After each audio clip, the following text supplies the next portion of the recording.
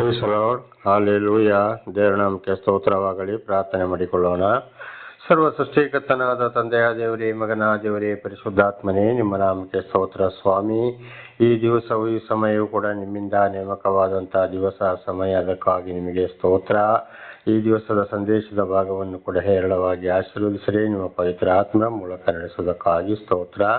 ನಿಮ್ಮೆಲ್ಲ ಪ್ರೀತಿ ಉಪಕಾರಗಳಿಗಾಗಿ ಸ್ತೋತ್ರ. ಯೇಸುವಿನ ನಾಮದಲ್ಲಿ ಪ್ರಾರ್ಥಿಸಿದ್ದೇನೆ ನಮ್ಮ ತಂದೆಯ ದೇವರೇ, ಆಮೇನ್. ಇದನ್ನು ಕೇಳುತ್ತಿರುವ ನನ್ನ ಸಹೋದರ ಸಹೋದರಿ, ನಿಮಗೂ ನನ್ನ ಹೃದಯಪೂರ್ವಕವಾದಂಥ ನಮಸ್ಕಾರಗಳು. ದೇವರು ಈ ದಿವಸವು ನಿಮ್ಮನ್ನು, ನಿಮ್ಮ ಮಕ್ಕಳನ್ನು ಹೇರಳವಾಗಿ ಹೋದಲ್ಲಿ ಬಂದಲ್ಲಿ ಎಲ್ಲ ರೀತಿಯಲ್ಲಿ, ಎಲ್ಲ ಕೆಲಸ ಕಾರ್ಯ ವಿದ್ಯೆ ಬುದ್ಧಿಗಳಲ್ಲಿ ಕೂಡ ನಿಮ್ಮ ಪಶು ಪ್ರಾಣಿಗಳನ್ನು ಕೂಡ ದೇವರು ಹೇರಳವಾಗಿ ಆಶೀರ್ವದಿಸಲಿ. ಈ ದಿವಸದ ಸಂದೇಶದ ಭಾಗವು ವಾಕ್ಯಗಳನ್ನು ಕೈಗೊಳ್ಳುವವರು ಧನ್ಯರು. ವಾಕ್ಯಗಳನ್ನು ಕೈಗೊಳ್ಳುವವರು ಧನ್ಯರು ಅಂತ ದೇವರ ನಾಮಕ್ಕೆ ಸ್ತೋತ್ರವಾಗಲಿ. ವಚನದ ಕಡೆಗೆ ಹೋಗೋಣ. ಪ್ರಕಟಣೆ ಗ್ರಂಥ 22ನೇ ಅಧ್ಯಾಯ 6 ಮತ್ತು 7ನೇ ವಚನ. ಪ್ರಕಟಣೆ ಗ್ರಂಥ 22ನೇ ಅಧ್ಯಾಯ 6 ಮತ್ತು 7. ಆಮೇಲೆ ಅವನು ನನಗೆ, ಈ ಮಾತುಗಳನ್ನು ನಂಬತಕ್ಕವುಗಳು ಸತ್ಯವಾದಗಳು ಆಗಿವೆ. ಪ್ರವಾದಿಗಳ ಆತ್ಮಗಳನ್ನು ಪ್ರೇರೇಪಿಸುವ ದೇವರಾದ ಕರ್ತನು ಬೇಗನೆ ಸಂಭವಿಸಬೇಕಾಗಿರುವ ಸಂಗತಿಗಳನ್ನು ತನ್ನ ದಾಸರಿಗೆ ತಿಳಿಯಪಡಿಸುವುದಕ್ಕಾಗಿ ತನ್ನ ದೂತರನ್ನು ಕಳಿಸಿಕೊಟ್ಟರು. ದೂತರನ್ನು ದೇವರ ನಾಮಕ್ಕೆ ಸ್ತೋತ್ರವಾಗಲಿ. ಇದು ಯೋಹಾನ ಬರೆದಂಥದ್ದು. ಪ್ರಕಟಣೆ ಗ್ರಂಥ ಅಂದರೆ ಭೂಲೋಕದಲ್ಲಿ ಯೋಹಾನ ಇದ್ದಾಗ ಪರಲೋಕದಲ್ಲಿ ಆಕಾಶ ಮಂಡಲವು ತೆರೆದು ಸಂಪೂರ್ಣವಾಗಿ ಮುಂದೆ ಆಗುವಂಥದ್ದು, ಏನಾಗ್ತದೆ, ಏನು ಹೋಗ್ತದೆ, ಎಲ್ಲಿಗೆ ತಲುಪ್ತದೆ ಈ ಭೂಲೋಕ ಅಂತ ಹೇಳುವಂಥದ್ದನ್ನು ಆ ಒಂದು ದರ್ಶನವನ್ನು ಕೊಟ್ಟಿದ್ದು. ಅದಕ್ಕೆ ಅವನು ಹೇಳ್ತಾನೆ, ಯೋಹಾನ ಹೇಳಿದ್ದಾನೆ, ಆಮೇಲೆ ಅವನು ನನಗೆ, ಈ ಮಾತುಗಳು ನಂಬತಕ್ಕವುಗಳು ಸತ್ಯವಾಗಳು ಆಗಿವೆ. ಪ್ರವಾದಿಗಳ ಆತ್ಮಗಳನ್ನು ಪ್ರೇರೇಪಿಸುವ ದೇವರಾದ ಕರ್ತನು ಬೇಗನೆ ಸಂಭವಿಸಬೇಕಾಗಿರುವ ಸಂಗತಿಗಳನ್ನು ತನ್ನ ದಾಸರಿಗೆ ತಿಳಿಯಪಡಿಸುವುದಕ್ಕಾಗಿ ತನ್ನ ದೂತರನ್ನು ಕಳಿಸಿಕೊಟ್ಟನು. ದೇವರ ನಾಮಕ್ಕೆ ಸ್ತೋತ್ರ. ಹಾಗೆ ಬರೆದಿರುವ ಮಾತು ದೇವರಿಂದ ಬಂದಂಥ ಮಾತನ್ನು ಯೋಹಾನನು ಬರೆದನು. ದೇವರು ದರ್ಶನ ಕೊಟ್ಟದ್ದು, ಆಗ ಇದನ್ನು ನಂಬತಕ್ಕವಾಗಿದೆ. ನಾವು ಅದನ್ನು ನಂಬಲೇಬೇಕು. ಈಗಲೂ ಕೂಡ ಈ ಬೈಬಲಲ್ಲಿ ಬರೆದಿರುವಂಥದ್ದು ಮತ್ತು ಅಥವಾ ಕುರಾನಲ್ಲಿ ಬರೆದಿರುವಂಥದ್ದು, ವೇದಗಳಲ್ಲಿ, ಮಹಾಭಾರತಗಳಲ್ಲಿ, ಭಗವದ್ಗೀತೆಯಲ್ಲಿ ಬರೆದಂಥದ್ದೆಲ್ಲ ನೆರವೇರಿದೆ, ನೆರವೇರುತ್ತಲೇ ಇದೆ, ಇನ್ನೂ ಅದುವೇ ನೆರವೇರುವುದು ಆಗಿದೆ. ಆದ್ದರಿಂದ ದೇವರ ಮಾತುಗಳನ್ನು ಆಯಾ ಗ್ರಂಥಗಳಲ್ಲಿ ಬರೆದಿರುವುದನ್ನು ನಾವು ಯಾವಾಗಲೂ ಏನು ಮಾಡಬೇಕು? ನಂಬಲೇಬೇಕು. ಯಾಕಂದರೆ ದೇವರು ಒಬ್ಬೊಬ್ಬರನ್ನು ಆರಿಸಿಕೊಂಡು ಅವರ ಮುಖಾಂತರ ತಿಳಿಯಪಡಿಸುವಂಥದ್ದು. ದೇವರ ನಾಮಕ್ಕೆ ಸ್ತೋತ್ರ. ಹಾಗೆ ಯೋಹಾನನ್ನು ಆರಿಸಿಕೊಂಡು ಮುಂದೆ ಇನ್ನು ಬರುವಂಥದ್ದು ಎಲ್ಲಿಗೆ ತಲುಪ್ತದೆ, ಭೂಲೋಕ, ಆಕಾಶಮಂಡಲ, ಸೂರ್ಯ, ಚಂದ್ರ, ನಕ್ಷತ್ರ ಕೂಡ ಎಲ್ಲಿಗೆ ತಲುಪ್ತದೆ ಅಂಥೇಳಿ ಇದು ಯೋಹಾನನ ಮುಖಾಂತರ ತಿಳಿಯಪಡೋದುವೇ ಪ್ರಕಟಣೆ ಗ್ರಂಥ. ಅದು ಈಗ ನೆರವೇರುತ್ತದೆ. 7ನೇ ವಚನ. ಇಗೋ, ಬೇಗನೆ ಬರುತ್ತೇನೆ. ಈ ಪುಸ್ತಕದಲ್ಲಿ ಬರೆದಿರುವ ಪ್ರವಾದನೆಯ ಮಾತುಗಳನ್ನು ಕೈಗೊಂಡು ನಡೆಯುವವನು ಧನ್ಯನು ಅಂತ. ಆದಿಕಾಂಡದಿಂದ ಪ್ರಕಟಣೆ ಗ್ರಂಥದವರೆಗೆ ವೇದಗಳು, ಮಹಾಭಾರತಗಳು, ಪುರಾಣಗಳು ಪ್ರತಿ ಒಂದರಲ್ಲಿ ಬರೆದಿರುವ ಎಲ್ಲ ವಿಷಯಗಳಲ್ಲಿ ಶಾಪ ಮತ್ತು ಆಶೀರ್ವಾದ ಪ್ರತಿಯೊಂದು ಬರೆಯಲ್ಪಟ್ಟಿದೆ. ಸುಳ್ಳು ಹೇಳಿದರೆ ಯಾವ ರೀತಿ ಅಂತೇಳಿ ಅದನ್ನು ಯಾರು ಕೈಗೊಂಡು ನಡೀತಾರ, ಕೆಟ್ಟದನ್ನು ಬಿಟ್ಟು ಒಳ್ಳೆಯದನ್ನು ಹಿಡ್ಕೊಂಡು ದೇವರನ್ನು ಹಿಂಬಾಲಿಸಿ ಭೂಲೋಕದ ಜೀವನವನ್ನು ಅಂತ್ಯಗೊಳಿಸ್ತಾರೋ ಪರಿಶುದ್ಧರಾಗಿ, ಅವರೇ ಧನ್ಯರು. ಕೇಳಿ ತಿಳಿಸಿದಾಗ ಕೇಳದಿದ್ದರೆ ಬಹಳ ಶಿಕ್ಷೆಗೊಳಗಾಗುವಂಥದ್ದು ಈಗ ಅದುವೇ ಆಗಿದೆ, ಅದುವೇ ನಡೀತಾ ಇದೆ. ದೇವರ ನಾಮಕ್ಕೆ ಸ್ತೋತ್ರವಾಗಲಿ. ಇದು ದೇವರಿಂದ ಬಂದಂಥ ಮಾತು, ಮನುಷ್ಯರಿಂದ ಅಲ್ಲ. ಹಾಗೆ ಈಗ 2024 ಇಸ್ವಿ ಮಾರ್ಚ್ 1 ನನ್ನ ಮೂಲಕವೂ ಕೂಡ ಈಗ ಅನೇಕರಿಗೆ ಗೊತ್ತಿದ್ದವರಿಗೆ ಮತ್ತು ಹೆಚ್ಚಾಗಿ ತಿಳಿದಿರ್ಬೋದು. ಆಮೇಲೆ ಏನು ತಿಳಿಯದವರಿಗೆ ಈಗ ನನ್ನ ಮೂಲಕ ಯೂಟ್ಯೂಬ್ ಜೀವದ ಬೆಳಕು ಎಂಬ ಚಾನಲಲ್ಲಿ ದೇವರು ತಿಳಿಯಪಡಿಸ್ತಾ ಇದ್ದಾರೆ. ಕಾರಣ ದೇವರು ಅವರ ಮೇಲೆ ಇಟ್ಟಿರುವ ಪ್ರೀತಿ. ಹಾಗೆ ಕೆಟ್ಟದನ್ನು ತೊರೆದು ತಪ್ಪಾದ ಮಾರ್ಗದಲ್ಲಿ ಹೋಗೋದನ್ನು ಬಿಟ್ಟು ದೇವರ ಬಳಿಗೆ ಬಂದರೆ ಖಂಡಿತವಾಗಿಯೂ ಅಲ್ಲಿ ಆಶೀರ್ವಾದ ಇದೆ. ಇಲ್ಲದಿದ್ದರೆ ಬಹಳ ಶಿಕ್ಷೆಯನ್ನು ಅನುಭವಿಸಬೇಕಾಗ್ತದೆ. ಹಾಗೆ ಕ್ರಿಸ್ಮಸ್ ಅಂತ ಇದರ ಬಗ್ಗೆ ಕೂಡ ಈಗ ನಾವು 5ನೇ ದಿವಸ ಈ ಸಂದೇಶವನ್ನು 5ನೇ ದಿವಸ ಈಗ ಕೊಡ್ತಾ ಇರೋದು. ದಯವಿಟ್ಟು ಅದರ ಬಗ್ಗೆ ನಾವು ಹೋಗಬಾರದು. ದೇವರ ನಾಮಕ್ಕೆ ಸ್ತೋತ್ರವಾಗಲಿ. ಇದು ಕ್ರಿಸ್ಮಸ್ 25 ಅಂತೇಳಿ ಸತ್ಯವೇದದಲ್ಲಿ ಅಥವಾ ಯಾವ ಗ್ರಂಥದಲ್ಲಿ ಎಲ್ಲಿ ಬರ್ದಿಲ್ಲ. ಹುಟ್ಟಿದ್ದು ಮಾಡಿದ್ದು ಎಲ್ಲ ಶಿಲುಬೆ ಮರಣ ಪ್ರತಿಯೊಂದು ಹೌದು. ಆದರೆ ಡಿಸೆಂಬರ್ 25 ಅಂತ ಹೇಳುವಂಥದ್ದು ಖಂಡಿತವಾಗಲೂ ಇಲ್ಲ. ಇನ್ನು ಕೆಲವರು ಹೇಳ್ತಾರೆ ಇಸ್ರೇಲಲ್ಲಿ ಆ ಬುಕ್ಕಲ್ಲಿದೆ, ಈ ಬುಕ್ಕಲ್ಲಿದೆ, ಆ ಗ್ರಂಥದಲ್ಲಿದೆ, ಈ ಗ್ರಂಥದಲ್ಲಿ, ಅದು ನಮಗೆ ಗೊತ್ತಿಲ್ಲ, ನಾವು ಓದಲಿಲ್ಲ. ದೇವರಿಗೆ ನಮಗೆ ಕೊಟ್ಟಿರೋದು ಯಾವುದು? ಬೈಬಲ್ ಅಥವಾ ಅದರಲ್ಲಿ ಕೂಡ ಕ್ರೈಸ್ತ ಹುಟ್ಟಿದ್ದು 25 ಅಂತ ಹೇಳುವಂಥದ್ದು ಇಲ್ಲವೇ ಇಲ್ಲ. ಆದ್ದರಿಂದ ಬೈಬಲ್ ಬರೆದಿರೋದ್ರ ಮಾತ್ರ ನಾವು ಕೈಗೊಂಡು ನಡೆಯಬೇಕು ಹೊರತು ಬೇರೆ ಯಾವುದನ್ನು ಕೈಗೊಳ್ಳಬಾರದು. ಈ ಸುಳ್ಳು ಹೇಳೋರ ಮಾತುಗಳನ್ನು ಕೂಡ ಕೇಳಬಾರದು. ಹಾಗೆ ಅವರನ್ನು ಸತ್ಯ ಸುವಾರ್ತೆಯನ್ನು ದೇವರು ತಿಳಿಸುವಾಗ ಅದನ್ನು ಬಿಟ್ಟು ಸತ್ಯವೇದನ ಓದಿ ಅರ್ಥ ಮಾಡಿಕೊಂಡು ಅದನ್ನು ಹಿಂಬಾಲಿಸಬೇಕು. ಸುಳ್ಳು ಬೋಧಕರ ಮಾತನ್ನು ಯಾರು ಕೇಳ್ತಾ ಹೋಗ್ತಾರ ಅವರಿಗೂ ಕೂಡ ಬಹಳ ಶಿಕ್ಷೆ ಇದೆ ಅಂತ ಹಿಂದಿನ ಸಂದೇಶದಲ್ಲಿ ಕೂಡ ನಾವು ತಿಳಿದುಕೊಂಡಿದ್ದೇವೆ. ದೇವರ ನಾಮಕ್ಕೆ ಸ್ತೋತ್ರವಾಗಲಿ. ಹಲ್ಲೆಲೂಯಾ. ಹಾಗೆ ಈಗ ನಾವು ಮುಂದಿನ ವಚನಕ್ಕೂ ಹೋಗೋಣ. ಮತ್ತಾಯ 13:32 37.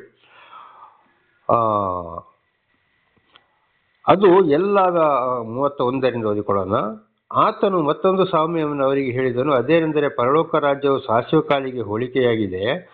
ಒಬ್ಬ ಮನುಷ್ಯನದನ್ನು ತೆಗೆದುಕೊಂಡು ಹೋಗಿ ತನ್ನ ಹೊಲದಲ್ಲಿ ಬಿತ್ತಿದನು. ಅದು ಎಲ್ಲ ಬೀಜಗಳಿಗಿಂತಲೂ ಸಣ್ಣದಾಗಿದೆ, ಬೆಳೆದ ಮೇಲೆ ಕಾಯಿಪಲ್ಯದ ಗಿಡಗಳಿಗಿಂತ ದೊಡ್ಡದಾಗಿ ಮರವಾಗುತ್ತದೆ. ಆಕಾಶದಲ್ಲಿ ಹಾರಾಡುವ ಪಕ್ಷಿಗಳು ಬಂದು ಅದರ ಕೊಂಬೆಗಳಲ್ಲಿ ವಾಸ ಮಾಡುತ್ತವೆ. ನಮಗೆ ಸ್ತೋತ್ರ. ಈಗ ನೋಡಿ, ಸಾಸಿವೆ ಕಾಳು ಎಷ್ಟದಾಗಿದೆ ಅಂತ ನಮಗೆಲ್ಲರಿಗೂ ಗೊತ್ತಿದೆ. ಸಾರಿಗೆ ಒಗ್ಗರಣೆ ಹಾಕುವಂಥದಕ್ಕೆ ಸಾಸಿವೆ ಕಾಳು ಅದನ್ನು ಹಾಕಿದಾಗ ಅದು ಏನು ಮಾಡ್ತದೆ, ಬೀಜ ಮೊಳಕೆ ಬರ್ತದೆ, ಗಿಡ ಎಲ್ಲ ಗಿಡಗಳಿಂದಲೂ ಎತ್ತರ ಬರ್ತದೆ. ಒಂದು ಸಾಸಿವೆ ಕಾಳಲ್ಲಿ ಎಷ್ಟೋ ಸಾಸಿವೆ ಕಾಳುಗಳು ಆಗ್ತವೆ. ಹಾಗೆ ಇದರ ಅರ್ಥ ಒಂದು ಸಾಸಿವೆ ಕಾಳು ಎಷ್ಟೋ ಸಾಸಿವೆ ಕಾಳಾಗಿ ಜನರಿಗೆ ಉಪಕಾರ ಮಾಡಿದಾಗೆ ನಾವು ಸತ್ಯವನ್ನು ತಿಳಿದುಕೊಂಡು ಸತ್ಯದಂತೆ ನಡೆದು ನಾವು ಅದನ್ನು ದೇವರನ್ನು ಸಂತೋಷಗೊಳಿಸಬೇಕು. ಇತರರಿಗೂ ನಾವು ಉಪಕಾರಿಗಳಾಗಬೇಕು. ಯಾವಾಗಲೂ ಸುಳ್ಳು ಹೇಳಿ ಮನುಷ್ಯರನ್ನು ವಾಸ ಮಾಡುವಂಥದ್ದು ಅಲ್ಲ. ಆಮೇಲೆ ಏನಾಗ್ತದೆ, ಆಕಾಶದ ಪಕ್ಷಿಗಳು ಹಾರಿಯಾದ ಕೊಂಬೆಗಳು ವಾಸ ಮಾಡ್ತವೆ. ನೋಡಿ, ಇವತ್ತು ದೊಡ್ಡ ದೊಡ್ಡ ಮರಗಳು, ಹಾಗೆ ಮರಗಳು ಇಲ್ಲ ಇದ್ರೆ ಮರಗಳಲ್ಲಿ ಗೂಡು ಕಟ್ಟಿಕೊಂಡು ಅದರಲ್ಲಿ ಹೇಗೆ ಪಕ್ಷಿಗಳು ವಾಸ ಮಾಡೋಕ್ಕೆ ಸಾಧ್ಯ? ದೇವರ ಒಂದು ಆಶೀರ್ವಾದ, ದೇವರ ಅವರಿಗೆ ಕೊಟ್ಟಂಥ ಉಪಕಾರ, ಹಾಗೆ ನಮ್ಮಿಂದಲೂ ಇತರರಿಗೆ ದೇವರ ವಿಷಯದಲ್ಲಿ ಉಪಕಾರ ಆಗಬೇಕು. ಸತ್ಯ ಹೇಳಿ ಜನರನ್ನು ಒಳ್ಳೇದು ಮಾಡಬೇಕು ಹೊರತು ಖಂಡಿತವಾಗಿ ಸುಳ್ಳು ಹೇಳುವುದಲ್ಲ. ಪರಲೋಕಕ್ಕೆ ಹೋಲಿಕೆಯಾಗಿದೆ ಅಂತ ಓದಿಕೊಂಡಿದ್ದೇವೆ. ಸತ್ಯವನ್ನು ಹೇಳಿ ಜನರನ್ನ ಸತ್ಯ ಮಾರ್ಗಕ್ಕೆ ನಡೆಸಿದರೆ ಮಾತ್ರ ಅಂಥವರು ಕೂಡ ಪರಲೋಕ ಸೇರ್ಬೋದು. ಇಲ್ಲದ್ರೆ ಖಂಡಿತವಾಗಿ ಪರಲೋಕ ಸೇರಲು ಸಾಧ್ಯವೇ ಇಲ್ಲ. ಇದು ಕೂಡ ಮತ್ತಾಯ 5ನೇ ಅಧ್ಯಾಯ 19-20 ವಚನದಲ್ಲಿ ಸ್ಪಷ್ಟವಾಗಿ ಬರೆಯಲ್ಪಟ್ಟಿವೆ. 34ನೇ ವಚನ. ಯೇಸು ಈ ಮಾತುಗಳನ್ನೆಲ್ಲ ಜನರ ಗುಂಪುಗಳಿಗೆ ಸಾಮ್ಯವಾಗಿ ಹೇಳಿದನು. ಸಾಮ್ಯವಿಲ್ಲದೆ ಒಂದನ್ನು ಹೇಳಲಿಲ್ಲ. ಅಂದರೆ ದೇವರು ಅನೇಕ ವಿಷಯಗಳನ್ನು ಗಾದೆ ರೂಪದಲ್ಲಿ ಹೇಳಿದ್ರು ಅರ್ಥ ಆಗುವ ಹಾಗೆ ಇವತ್ತು ಗಾದೆ ರೂಪದಲ್ಲಿ ಕೂಡ ಬಹಳ ವಿಶೇಷವಾಗಿದ್ದಂಥ ಅರ್ಥಗಳು ಇವೆ. ನಾನು ಬಾಯಿ ತೆರೆದು ಸಾಮ್ಯ ರೂಪವಾಗಿ ಉಪದೇಶಿಸುವೆನು, ಲೋಕಾದಿಯಿಂದ ಮರೆಯಾಗಿದ್ದುಗಳನ್ನು ಹೊರಪಡಿಸುವೆನು ಎಂದು ಒಬ್ಬ ಪ್ರವಾದಿಯ ಮುಖಾಂತರ ನುಡಿದ ಮಾತು ನೆರವೇರಿತು. ದೇವರ ನಾಮಕ್ಕೆ ಸ್ತೋತ್ರವಾಗಲಿ. ಪ್ರವಾದಿಯ ಮುಖಾಂತರ ಕೂಡ ಅಂದರೆ ಜನಗಳಿಗೆ ಅರ್ಥ ಆಗಲಿಕ್ಕೆ ಬೇಕಾಗಿ ಆಗಿನ ಕಾಲದಲ್ಲಿ ವಿದ್ಯಾಭ್ಯಾಸ ಇಲ್ಲವೇ ಇಲ್ಲ, ಬಹಳ ಕಡಿಮೆ ಅಂದರೆ ಬಹಳ ಕಡಿಮೆ ಕಡೆ ಗಾದೆ ರೂಪದಲ್ಲಿ ಜನಗಳಿಗೆ ಅರ್ಥ ಆಗುವಾಗಿ ಹೇಳಿದ್ರು. ಅಂದರೆ ಜನಗಳಿಗೆ ಮನಮುಟ್ಟಕ್ಕಾಗಿ ಆ ಒಂದೊಂದು ಸಾಮ್ಯದಲ್ಲಿ ಕೂಡ ಬಹಳ ಅರ್ಥವಿದೆ. ದೇವರು ಕೂಡ ಗಾದೆ ರೂಪದಲ್ಲಿ ಮಾತನಾಡಿದ್ದಾರೆ. ಇಂಥ ಒಂದೊಂದು ಗಾದೆಯನ್ನು ನಮ್ಮ ಹಿರಿಯರು ಕೂಡ ನಮಗೆ ಇದನ್ನು ತಿಳಿಸಿಕೊಟ್ಟಿದ್ದಾರೆ, ಕೊಡುತ್ತಲೇ ಇದ್ದಾರೆ. ದೇವರ ನಾಮಕ್ಕೆ ಸ್ತೋತ್ರವಾಗಲಿ. ಹಲ್ಲೆಲೂಯಾ. ಆಗ ಯೇಸು ಜನರನ್ನು ಬಿಟ್ಟು ಮನೆಗೆ ಹೋದ ಮೇಲೆ ಆತನ ಶಿಷ್ಯರು ಬಂದು ಹೊಲದಲ್ಲಿಯ ಹಣಜ್ಜಿಯ ಸಾಮ್ಯದ ಅರ್ಥವನ್ನು ನಮಗೆ ಹೇಳು ಅಂದರು. ಅದಕ್ಕೆ ಆತನು, ಒಳ್ಳೆಯ ಬೀಜವನ್ನು ಬಿತ್ತುವನೆಂದರೆ ಮನುಷ್ಯ ಕುಮಾರನು. ದೇವರ ನಾಮಕ್ಕೆ ಸ್ತೋತ್ರ. ಆಗ ಶಿಷ್ಯರಿಗೆ ಅರ್ಥ ಆಗಲಿಲ್ಲ. ಈ ಹೊಲದ ವಿಚಾರವನ್ನು ಹೇಳಪ್ಪ ನಮಗೆ ಅಂತ ಹೇಳಬೇಕಾದ್ರೆ ಹೇಳಿದ್ರು, ಅಲ್ಲಿ ಹೊಳ ಎಂದರೆ ಯಾರು? ಮನುಷ್ಯ ಕುಮಾರ. ದೇವರ ನಾಮಕ್ಕೆ ಸ್ತೋತ್ರವಾಗಲಿ. ಹಲ್ಲೆಲೂಯಾ. ಅದು ಸಾಮ್ಯದ ಅರ್ಥ. ಹಾಗೆ ದೇವರು ತಿಳಿಸಿದಂಥ ಮಾತನ್ನು ಮಾತ್ರ ನಾವು ಕೈಗೊಂಡು ನಡೆಯಬೇಕು. ಸತ್ಯವನ್ನು ಕೇಳಬೇಕು, ಸತ್ಯವನ್ನು ಹೇಳಬೇಕು. ಸುಳ್ಳು ಹೇಳಿ ಹೋದರೆ ದೇವರಿಂದ ಯಾವುದೇ ರೀತಿಯಲ್ಲಿ ಆಶೀರ್ವಾದ ಹೊಂದಿಕೊಳ್ಳಲು ಸಾಧ್ಯವಿಲ್ಲ. ಅಂಥವರನ್ನ ಬಿಟ್ಟು ಜೀವಿಸಬೇಕು ಅಂತ ಇದರ ಅರ್ಥವಾಗಿದೆ. ದೇವರ ನಾಮಕ್ಕೆ ಸ್ತೋತ್ರ. ಮುಂದಿನ ವಚನಕ್ಕೂ ಹೋಗೋಣ.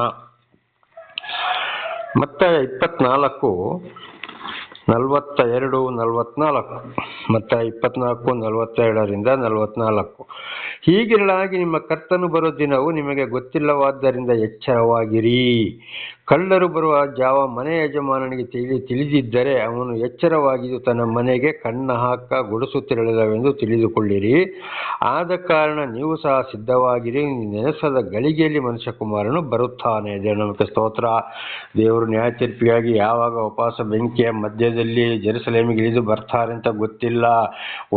ಆಗ ನಾವು ಒಂದನೇದು ಎರಡನೇದಾಗಿ ನಮಗೆ ಭೂಲೋಕದಲ್ಲಿ ಯಾವಾಗ ಮರಣ ಸಂಭವಿಸ್ತಂತ ಗೊತ್ತಿಲ್ಲದು ದೇವರಿಗೆ ಗೊತ್ತು. ಆವಾಗ ಸದಾ ಯಾವಾಗಲೂ ನಾವು ದೇವರ ವಾಕ್ಯವನ್ನು ಕೈಗೊಂಡು ಪರಿಶುದ್ಧರಾಗಿಯೇ ನಾವಿಲ್ಲಿ ಜೀವಿಸಬೇಕು. ಅದಲ್ಲದೆ ಇವತ್ತು ನಾಳೆ ನಾನು ಇನ್ನಷ್ಟು ವರ್ಷ ಬದುಕ್ತೇನೆ, ಇಷ್ಟು ವರ್ಷ ಬದುಕ್ತೇನೆ, ಆಗ ಸರಿಯಾದರೆ ಆಯಿತು, ಈಗ ಸರಿಯಾದರೆ ಆಯಿತು ಅಂತ ಯೋಚನೆ ಮಾಡಿಕೊಂಡ್ರೆ ಒಂದು ವೇಳೆ ಈ ಕ್ಷಣದಲ್ಲಿ ನಮಗೆ ಮರಣ ಬರುವುದಾದರೆ, ನಾವು ದೇವರಿಗೆ ವಿರುದ್ಧವಾಗುವುದಾದರೆ, ಆಗ್ತಾ ಇರುವುದಾದರೆ ಖಂಡಿತವಾಗಿ ನಮ್ಮ ಆತ್ಮ ಏನಾಗ್ತದೆ, ನರಕಕ್ಕೆ ಹೋಗ್ತದೆ. ಅದಕ್ಕೆ ಸದಾ ಎಚ್ಚರವಾಗಿರಿ. ನಮಗೆ ಮರಣ ಯಾವಾಗ ಬರ್ತದೆ ಅಂತ ಗೊತ್ತಿಲ್ಲ. ಎರಡನೇದಾಗಿ ದೇವರು ಯಾವಾಗ ನ್ಯಾಯ ತೀರ್ಪಿಗೆ ಬರ್ತಾರೆ ಅಂತೇಳಿ ಅದು ದೇವರಿಗೆ ಗೊತ್ತು, ಹೊರತು ದೇವರ ದೂತರಿಗೂ ಕೂಡ ಗೊತ್ತಿಲ್ಲ ಅಂತ ಬರೆಯಲ್ಪಟ್ಟಿದೆ. ದೇವರ ನಾಮಕ್ಕೆ ಸ್ತೋತ್ರವಾಗಲಿ. ಆದ್ದರಿಂದ ಯಾವಾಗಲೂ ನಾವು ಸತ್ಯ ಸುವಾರ್ತೆಯನ್ನು, ದೇವರು ಹೇಳಿದ ಮಾತುಗಳನ್ನೇ ಕೈಗೊಂಡು ನಡೆಯಬೇಕು, ಹೊರತು ಅದಕ್ಕೆ ವಿರುದ್ಧವಾಗಿ ನಡೆಯಬಾರದು. ವಿರುದ್ಧವಾಗಿ ಸುಳ್ಳು ಹೇಳೋರನ್ನು ಕೂಡ ತಿಳಿದುಕೊಂಡ ಮೇಲೆ ಅವರನ್ನು ಹಿಂಬಾಲಿಸಬಾರದು ಅಂತ ಇದರ ಅರ್ಥವಾಗಿದೆ. ಆದ್ದರಿಂದ ಬಹಳ ಎಚ್ಚರವಾಗಿರಬೇಕು ನನ್ನ ಸಹೋದರ ಸಹೋದರಿಯರೇ. ನಾವು ಯಾವಾಗಲೂ ಇವತ್ತು ನಾಳೆ ತಿರಬಾರ್ದು, ಸದಾ ನಮ್ಮ ಶರೀರವನ್ನು ಶುದ್ಧೀಕರಿಸುತ್ತಾ ಇರಬೇಕು ಅಂತ ಇದರ ಅರ್ಥವಾಗಿದೆ. ದೇವರ ನಾಮಕ್ಕೆ ಸ್ತೋತ್ರವಾಗಲಿ. ಆಗ ಶುದ್ಧೀಕರಿಸೋದು ಹೇಗೆಂದರೆ ದೇವರ 10 ದಶಾಜ್ಞೆಗಳು ಮತ್ತು ಎಲ್ಲ ವಾಕ್ಯಗಳಿಗೆ ನಾವು ವಿಧೇಯರಾಗಿ ಜೀವಿಸುವಂಥದ್ದು. ಈಗ ಮುಂದಿನ ವಚನಗಳಿಗೆ ಹೋಗೋಣ. ರೋಮ 13:11-12. ರೋಮ 13, ರೋಮಪುರದವರಿಗೆ 13ನೇ ಅಧ್ಯಾಯ 11 ಮತ್ತು 12ನೇ ವಚನ. ಈಗಿನ ಕಾಲವು ನಿದ್ದೆಯಿಂದ ಎಚ್ಚರದಾಗತಕ್ಕ ಕಾಲವೆಂದು ಅರಿತು ಇದನ್ನೆಲ್ಲ ಮಾಡಿರಿ. ನಾವು ಕ್ರಿಸ್ತನನ್ನು ಮೊದಲು ನಂಬಿದ ಕಾಲದಲ್ಲಿ ಇದ್ದದ್ದಕ್ಕಿಂತ ಈಗ ನಮ್ಮ ವಿಮೋಚನೆ ಹತ್ತಿರವಾಯಿತು. ഇരുಳು ಬಹಳ ಮಟ್ಟಿಗೆ ಕಳೆಯಿತು, ಹಗಲು ಸಮೀಪವಾಯಿತು. ಕತ್ತಲೆಗೆ ಅನುಗುಣವಾದ ಕೃತ್ಯಗಳನ್ನು ಬಿಟ್ಟು ಬೆಳಕಿಗೆ ಅನುಗುಣವಾದ ಆಯುಧಗಳನ್ನು ಧರಿಸಿಕೊಳ್ಳೋಣ. ಇಲ್ಲಿಯವರೆಗೆ ನೋಡಿ, ನಮಗೆ ದೇವರು ದರ್ಶನ ಕೊಡುವವರೆಗೆ ನಮಗೆ ದೇವರು ಯಾರು ಅಂತಲೇ ಗೊತ್ತಿಲ್ಲ. ಅನೇಕ ಪಾಪ, ಕಷ್ಟ, ಸಂಕಟ, ದುಃಖದಲ್ಲಿ ಸಿಲುಕಿದ್ದೆವು. ಆಮೇಲೆ ದೇವರು ದರ್ಶನವನ್ನು ಕೊಟ್ಟರು. ಆಗ ನಿದ್ದೆ ಯಾವಾಗಲೂ ವಿಪರೀತ ನಿದ್ದೆ ಮಾಡೋರು ಸೋಮಾರಿಗಳಾಗಿದ್ದಾರೆ. ಆ ರೀತಿ ನಾವು ಆಗಬಾರದು. ಎಚ್ಚರಗೊಳ್ಳಬೇಕಂದ್ರೆ ಹಿಂದಿನ ಜೀವಿತದಲ್ಲಿ ನಾವು ಬಿಡಬಾರದು. ದೇವರು ದರ್ಶನ ಕೊಟ್ಟ ಮೇಲೆ ದೇವರ ವಾಕ್ಯಕ್ಕೆ ವಿಧೇಯರಾಗಿ ನಾವು ಜೀವಿಸಬೇಕು. ಹಾಗೆ ದೇವರು ಹೇಳಿದ ಮಾತುಗಳನ್ನೇ ಕೈಗೊಂಡು ನಾವು ನಡೆಯಬೇಕು. ಹಾಗೆ ನಾವು ಕ್ರಿಸ್ತನನ್ನು ಮೊದಲು ನಂಬಿದ ಕಾಲದಲ್ಲಿ ಇದ್ದದಕ್ಕಿಂತ ಈಗ ನಮ್ಮ ವಿಮೋಚನೆ ಹತ್ತಿರವಾಯಿತು. ಕ್ರಿಸ್ತನಂದರೆ ದೇವರನ್ನು ಅರಿಯೋದಕ್ಕಿಂತ ಮೊದಲು ನಮಗೆ ಏನು ಅಂತ ಗೊತ್ತಿಲ್ಲ. ಈಗ ದೇವರು ಯಾರು, ಏನು ಕಷ್ಟ, ಸಂಕಟ, ದುಃಖಗಳು ಯಾಕೆ ಅಂತ ಅರಿವಾಯಿತು. ಆದ್ದರಿಂದ ನಮ್ಮ ಹಿಂದಿನ ಜೀವಿತವನ್ನು ಬಿಟ್ಟು, ಈ ಸುಳ್ಳು ಬೋಧಕರುಗಳನ್ನ ಬಿಟ್ಟು, ಸುಳ್ಳು ಮನುಷ್ಯರನ್ನ ಬಿಟ್ಟು ದೇವರ ವಾಕ್ಯಕ್ಕೆ ವಿಧೇಯರಾಗಿ ನಾವು ಜೀವಿಸಬೇಕು. 12ನೇ ವಚನ. ഇരുಳು ಬಹಳಷ್ಟು ಮಟ್ಟಿಗೆ ಕಳೆಯಿತು, ಹಗಲು ಸಮೀಪವಾಯಿತು. ದೇವರನ್ನ ಅರಿಯೋದಕ್ಕಿಂತ ಮೊದಲು ഇരുಳು ಅಂದರೆ ಪಾಪದ ಜೀವಿತದಲ್ಲಿ ನಾವು ಇದ್ದೆವು. ಈಗ ಅದು ಕಳೆತು ಹೋಯಿತು. ಈಗ ಹಗಲಿನ ಮಕ್ಕಳಾಗಿದ್ದೇವೆ ನಾವು. ದೇವರನ್ನು ನಮಗೆ ಇತರರ ಮೂಲಕ ತಿಳಿಯಪಡಿಸ್ತಾ ಇದ್ದಾರೆ. ಅಥವಾ ವಿದ್ಯಾವಂತರಾದರೆ ಓದಿ ತಿಳ್ಕೊಳ್ಬಹುದು. ಈಗ ಹಗಲು. ಆದ್ದರಿಂದ ನಾವು ಹಿಂದಿನ ಪಾಪಮಯ ಜೀವಿತಕ್ಕೆ ಹೋಗಬಾರದು ಅಂತ ಇದರ ಅರ್ಥ. ಕತ್ತಲೆಗೆ ಅನುಗುಣವಾದ ಕೃತ್ಯಗಳನ್ನು ಬಿಟ್ಟು ಬೆಳಕಿಗೆ ಅನುಗುಣವಾದ ಆಯುಧಗಳನ್ನು ಧರಿಸಿಕೊಳ್ಳೋಣ. ಪಾಪಮಯ ಜೀವಿತ ಕತ್ತಲೆಗೆ ಆಯುಧ ಅಂದರೆ ಏನಲ್ಲಿ ಪಾಪಮಯ ಎಳೆಯೋದು, ಬೀಳೋದು, ಅದು ಮಾಡಬಾರ್ದು. ಬೆಳಕಿದಂದರೆ ಪಾಪಮಯ ಜೀವಿತಕ್ಕೆ ಮತ್ತೆ ನಾವು ಹೋಗಬಾರದು. ಕತ್ತಲಲ್ಲಿ ತಡವರಿಸಿದಾಗೆ ತಡವರಿಸಬಾರದು. ಒಂದು ವೇಳೆ ಕತ್ತಲಲ್ಲಿ ಬೆಳಕಿದ್ರೆ ನಾವು ಬೆಳಕಿನಲ್ಲಿ ಚೆನ್ನಾಗಿ ನಡೀತೇವೆ. ಹಗಲು ಸೂರ್ಯನ ಬೆಳಕು ಇರ್ತದೆ, ಚೆನ್ನಾಗಿ ನಡೀತೇವೆ. ಹಾಗೆ ನಾವು ಹಿಂದಿನ ನಮ್ಮ ಪಾಪಮಯ ಜೀವಿತವನ್ನು ಬಿಟ್ಟು ದೇವರು ಹೇಳಿದ ಮಾರ್ಗದಲ್ಲೇ ನಡೆದು ದೇವರನ್ನು ಸಂತೋಷಗೊಳಿಸಿದರೆ ಮಾತ್ರ ನಮಗೆ ಈ ಲೋಕದಲ್ಲಿಯೂ ಶಾಂತಿ, ಸಮಾಧಾನ, ಒಳ್ಳೆಯ ರೀತಿಯಲ್ಲಿ ಜೀವಿಸಬಹುದು. ನಾವು ಪರಿಶುದ್ಧವಾಗಿ ಭೂಲೋಕದ ಜೀವನ ಅಂತ್ಯಗೊಳಿಸುವುದಾದರೆ ದೇವರು ಖಂಡಿತವಾಗಿ ಅಂಥವ್ರನ್ನ ಕರೆದುಕೊಂಡು ಪರಲೋಕಕ್ಕೂ ಹೋಗ್ತಾರೆ ಅಂತ ಇದರ ಅರ್ಥವಾಗಿದೆ. ಮುಖ್ಯವಾಗಿ ಸುಳ್ಳು ಬೋಧನೆಗಳಿಗೆ ಕಿವಿಕೊಟ್ಟು ನಾವು ದೇವರನ್ನು ರೇಗಿಸಬಾರದು. ತಿಳಿದ ಮೇಲೆ ಸತ್ಯಕ್ಕೆ ನಾವು ವಿಧೇಯರಾಗಬೇಕು ಅಂತ ಇದರ ಅರ್ಥವಾಗಿದೆ. ದೇವರ ನಾಮಕ್ಕೆ ಸ್ತೋತ್ರವಾಗಲಿ. ಹಲ್ಲೆಲೂಯಾ. ಹಾಗೆ ನನ್ನ ಸಹೋದರ ಸಹೋದರಿಯರೇ, ಅನೇಕರು ಇವತ್ತು ಏನು ಮಾಡ್ತಾ ಇದ್ದಾರೆ, ಇದರ ಹಿಂದೆ ಭಾಳ ನಾವು ತಿಳಿದುಕೊಂಡಿದ್ದೇವೆ. ಅವರೊಂದು ಮನೆಗಾಗಿ ನಾನಾ ರೀತಿ ಸುಳ್ಳು ಹೇಳಿ ಚರ್ಚ್ ಹೆಸರು ಹೇಳಿಕೊಂಡು, ದೇವರ ಹೆಸರು ಹೇಳಿಕೊಂಡು, ನಾನಾ ರೀತಿಯಲ್ಲಿ ಪ್ರವಾದನೆ ಮಾಡ್ತಾ, ಈಗಲೂ ಒಬ್ಬೊಬ್ಬರು ಸುಳ್ಳು ಹೇಳಿಕೊಂಡು ಏನೇನೋ ಪ್ರವಾದನೆ ಮಾಡ್ತಾ ಇದ್ದಾರೆ. ನನ್ನ ಜೀವಿತದಲ್ಲಿ ನಾನು ಎಷ್ಟೋ ಜನರನ್ನು ಕಂಡಿದ್ದೇನೆ. ಈಗಲೂ ಒಬ್ಬೊಬ್ಬರು ಇದ್ದಾರೆ, ಕಷ್ಟ ಸಂಕಟ ದುಃಖಗಳಿಂದ ಹೊರ ಬರಲಿಲ್ಲ, ಇತರರಿಗೆ ಬೋಧನೆ ಮಾಡ್ತಾರೆ ನಾನಾ ರೀತಿಯಲ್ಲಿ. ಆದ್ದರಿಂದ ದೇವರ ಮಾನವರು ನಾವು ಎಲ್ಲ ಧರ್ಮಗಳಲ್ಲಿಯೂ ಎಲ್ಲ ಗ್ರಂಥಗಳಲ್ಲಿಯೂ ಓದುವಾಗ ಎಲ್ಲ ಒಂದೇ ಸಾರಾಂಶವಾಗಿದೆ. ಸುಳ್ಳು ಹೇಳಿ ಜನಗಳನ್ನು ಹಾಳು ಮಾಡಿ ಅವರ ವಂಚನ ಜೀವನವನ್ನು ನಡೆಸ್ತಾ ಇದ್ದಾರೆ. ಆದ್ದರಿಂದ ಸತ್ಯ ಸುವಾರ್ತೆಯನ್ನು ದೇವರು ನಿಮಗೆ ತಿಳಿಯಪಡಿಸಿದ ಮೇಲೆ ತಿಳಿದುಕೊಂಡು ಸತ್ಯ ಸುವಾರ್ತೆಗೆ ಕಿವಿಕೊಟ್ಟು ಸುಳ್ಳು ಹೇಳೋರನ್ನ ಬಿಟ್ಟು ದೇವರಿಂದ ಆಶೀರ್ವಾದವನ್ನು ಪಡೆದುಕೊಳ್ಳಬೇಕು. ಈಗ ಮುಂದಿನ ವಚನಕ್ಕೆ ಹೋಗೋಣ. 1 ಕೊರಿಂಥಿಯರಿಗೆ 7ನೇ ಅಧ್ಯಾಯ 29ರಿಂದ 31. 1 ಕೊರಿಂಥ 7, 29ರಿಂದ 31ರವರೆಗೆ. ದೇವನಾಮಕ್ಕೆ ಸ್ತೋತ್ರವಾಗಲಿ. ನಾನು ಹೇಳುವುದೇನೆಂದರೆ, ಸಮಯವು ಸಂಕೋಚವಾದುದರಿಂದ ಇನ್ನು ಮೇಲೆ ಹೆಂಡತಿ ಉಳ್ಳವರು ಹೆಂಡತಿ ಇಲ್ಲದವರಂತೆಯೂ, ಆಳುವವರು ಆಳದವರಂತೆಯೂ, ಸಂತೋಷ ಪಡುವವರು ಸಂತೋಷ ಪಡದಂತೆಯೂ, ಕೊಂಡುಕೊಳ್ಳುವವರು ಕೊಂಡದ್ದು ತಮ್ಮದೇ ಎಂದು ಹೇಳದವರಂತೆಯೂ, ಲೋಕವನ್ನು ಅನುಭವಿಸುವವರು ಅದನ್ನು ಪರಿಪೂರ್ಣವಾಗಿ ಅನುಭವಿಸುವವರಂತೆಯೂ ಇರಬೇಕು. ಯಾಕೆಂದರೆ ಈ ಪ್ರಪಂಚದ ಕೋರಿಕೆಯ ಗತಿಸಿ ಹೋಗುತ್ತದೆ. ದೇವರ ನಮಗೆ ಸ್ತೋತ್ರವಾಗಲಿ. ಆಗ ದೇವರ ದರ್ಶನವಾದ ಮೇಲೆ ಏನು ಹೆಂಡತಿ ಇದ್ದವರು ಹೆಂಡತಿ ಇಲ್ಲದಾಗಿ, ಅಂದರೆ ಹೆಂಡತಿಯನ್ನು ಬಿಟ್ಟು ಬಿಡಬೇಕಾ? ದೇವರ ದರ್ಶನವಾದ ಮೇಲೆ ಗ್ರಂಥಗಳನ್ನು ಓದಿಕೊಂಡು ಇದರ ಅರ್ಥ ಅಲ್ಲ. ಆದರೆ ನಮ್ಮ ಮೊದಲ ಒಂದು ಸ್ಥಾನವನ್ನು ದೇವರಿಗೆ ಕೊಡಬೇಕು. ಹೆಂಡತಿ ಮಕ್ಕಳು ಸಂಸಾರವು ಬೇಕೇ ಬೇಕು. ಮೊದಲು ದೇವರ ವಾಕ್ಯಕ್ಕೆ ವಿಧೇಯರಾಗಿ ನಾವು ಜೀವಿಸಬೇಕು. ದೇವರನ್ನು ಬಿಟ್ಟು ಬರೀ ಹೆಂಡತಿ ಮಕ್ಕಳು ಆಸ್ತಿ ಪಾಸ್ತಿ ಮೇಲೆ ನಾವು ಗಮನ ಕೊಡುವುದಲ್ಲ. ಜೀವನಕ್ಕೆ ನಮ್ಮ ಪ್ರತಿ ಒಂದು ಕೆಲಸ ಕಾರ್ಯಗಳಲ್ಲಿ ಕೂಡ ದೇವರ ವಾಕ್ಯಕ್ಕೆ ವಿಧೇಯರಾಗಿ ನಾವು ಆ ಕೆಲಸವನ್ನು ಮಾಡ್ತಾ ಇರಬೇಕು. ಎಲ್ಲರನ್ನು ಸಾಕಿ ಸಲಹುತ್ತಾ ಇರಬೇಕು. ಪ್ರತಿ ಒಂದು ವ್ಯಾಪಾರ ಮಾಡೋರು ಕೂಡ ಅದೇ ರೀತಿಯಲ್ಲಿ ದೇವರು ಯಾವ ರೀತಿ ಹೇಳಿದ್ದಾರೆ, ವ್ಯಾಪಾರ ಮಾಡಲಿಕ್ಕೆ ನಮಗೆ ಯಾವ ರೀತಿ ಜೀವಿಸಬೇಕು ಅಂತ ಹೇಳಿದ್ದಾರೆ, ಅದೇ ರೀತಿಯಲ್ಲಿ ನಾವು ಜೀವಿಸಬೇಕು. ದೇವರ ವಾಕ್ಯವನ್ನು ಬಿಟ್ಟು ಪ್ರಾಪಂಚಿಕ ವಿಷಯಕ್ಕೆ ಎಲ್ಲರ ಹಾಗೆ ನಾವು ಆಗಬಾರದು. ಆಗ ಬಹಳ ಶಿಕ್ಷೆ ಬಂದೇ ಬರುತ್ತದೆ. ಅದು ಗತಿಸಿ ಹೋಗ್ತದೆ. ಅಂದರೆ ದೇವರ ಆಶೀರ್ವಾದ ಹೊಂದಿಕೊಳ್ಳಲು ಸಾಧ್ಯವೇ ಇಲ್ಲ. ಆದ್ದರಿಂದ ಪ್ರತಿ ಒಂದು ಹೆಂಡತಿ ಮಕ್ಕಳ ವಿಷಯದಲ್ಲಿಯೂ, ಆಸ್ತಿ ಪಾಸ್ತಿ ಕೆಲಸ ವ್ಯಾಪಾರ ವಿದ್ಯೆ ಬುದ್ಧಿಯಲ್ಲಿಯೂ, ಪ್ರತಿ ಒಂದು ಅಧಿಕಾರ ಸ್ಥಾನದಲ್ಲಿಯೂ ಕೂಡ ದೇವರ ವಾಕ್ಯದಂತೆಯೇ ಜೀವಿಸಬೇಕು. ಮೊಟ್ಟ ಮೊದಲ ಸ್ಥಾನ ದೇವರಿಗೆ ಕೊಡಬೇಕು. ಹೆಂಡತಿಗೂ ಅಲ್ಲ, ಮಕ್ಕಳಿಗೂ ಅಲ್ಲ, ಆಸ್ತಿ ಮೇಲೆ ಅಲ್ಲ, ಬೆಳ್ಳಿ ಬಂಗಾರದ ಮೇಲೆ ಅಲ್ಲ, ದುಡ್ಡಿನ ಮೇಲೆ ಅಲ್ಲ, ಯಾವುದೇ ಒಂದು ಉದ್ಯೋಗದ ಮೇಲೆ ಕೂಡ ಅಲ್ಲ.